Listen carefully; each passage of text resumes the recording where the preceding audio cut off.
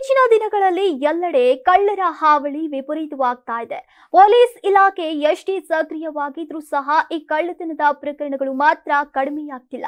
ಹೀಗೆ ಕಳ್ಳತನ ಮಾಡುವವರು ಯಾರಿಗೂ ತಾವು ಮಾಡಿರುವ ಕೃತ್ಯದ ಬಗ್ಗೆ ಯಾವುದೇ ಮಾಹಿತಿ ದೊರೆಯದಂತೆ ಸೈಲೆಂಟ್ ಆಗಿಯೇ ಕದ್ದು ಪರಾರಿಯಾಗ್ತಾರೆ. ಆದ್ರೆ ಈ ರೀತಿಯ ಕೆಲವೊಂದು ಪ್ರಕರಣಗಳಲ್ಲಿ ಕಳ್ಳರನ್ನ ಪತ್ತೆ ಹಚ್ಚುವಲ್ಲಿ ಪೊಲೀಸರ ಪಾತ್ರ ಬಹಳ ಮುಖ್ಯವಾಗಿರುತ್ತೆ. ಕಳ್ಳರು ನಮಗೆ ತಿಳಿದ ಹಾಗೆ ಕೆಲವೊಂದು ಸುಳಿವುಗಳನ್ನ ಬಿಟ್ಟು ಎಸ್ಕೇಪ್ ಆಗಿರ್ತಾರೆ. ಅವುಗಳನ್ನ ಪತ್ತೆ ಹಚ್ಚುವಲ್ಲಿ ಸಾಕಷ್ಟು ಚಾಕಚಕ್ಯತೆ ಇರಬೇಕಾಗುತ್ತೆ.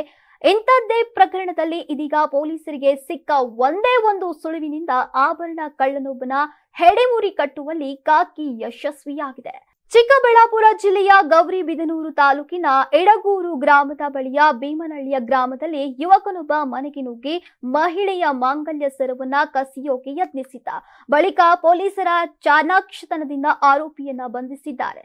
ಭೀಮನಹಳ್ಳಿ ಗ್ರಾಮದ ಶಾಂತಂಬ ಎಂಬುವವರ ಸರ ಕಸಿಯೋಕೆ ಯತ್ನಿಸಿದ್ದಂತಹ ರವಿ ಎನ್ನುವ ಯುವಕ ಸರಗಳ್ಳತನಕ್ಕೆ ವಿಫಲ ಯತ್ನವನ್ನ ಮಾಡಿದ್ದ. ಮಹಿಳೆಯ ಕೊರಳಿನಲ್ಲಿದ್ದಂತಹ ಮಾಂಗಲ್ಯ ಸರವನ್ನ ಕದಿಯೋಕೆ ಯತ್ನಿಸಿದ್ದ ವೇಳೆ ಶಾಂತಮ್ಮ ಜೋರಾಗಿ ಕಿರ್ಚಿದ್ಲು. ಬಳಿಕ ಆರೋಪಿ ರವಿ ತಕ್ಷಣ ಮನೆಯಿಂದ ಓಡಿ ಹೋಗಿದ್ದ. ಈ ವೇಳೆ ಅವನು ತನ್ನ ಚಪ್ಪಲಿಗಳನ್ನ ಅಲ್ಲಿಯೇ ಬಿಟ್ಟು ಪರಾರಿಯಾಗಿದ್ದ. ಬಳಿಕ ಶಾಂತಮ್ಮ ಹಾಗೂ ಗ್ರಾಮಸ್ಥರು ಈ ವಿಚಾರವನ್ನ ಪೊಲೀಸರಿಗೆ ತಿಳಿಸಿದ್ದಾರೆ.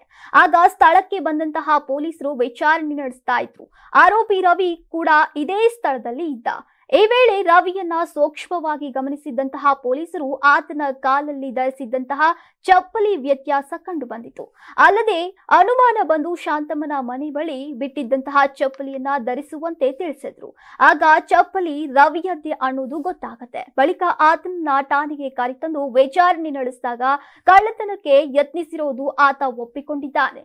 ಇನ್ನು ಗ್ರಾಮಸ್ಥರ ಜೊತೆ ಇದ್ದಂತಹ ರವಿ ಎಲ್ಲರಂತೆ ಕಂಡ್ರು ಅವನಲ್ಲಿಯ ಅಪರಾಧಿ ಮನೋಭಾವವನ್ನ ಪತ್ತೆ ಹಚ್ಚಿ ಆಭರಣ ಕಳ್ಳತನದ ಪ್ರಕರಣ ಭೇದಿಸುವ ಪೊಲೀಸರ ಚಾಣಾಕ್ಷತೆಯನ್ನ ಗ್ರಾಮಸ್ಥರು ಹಾಡಿ ಹೊಗಳಿದ್ದಾರೆ.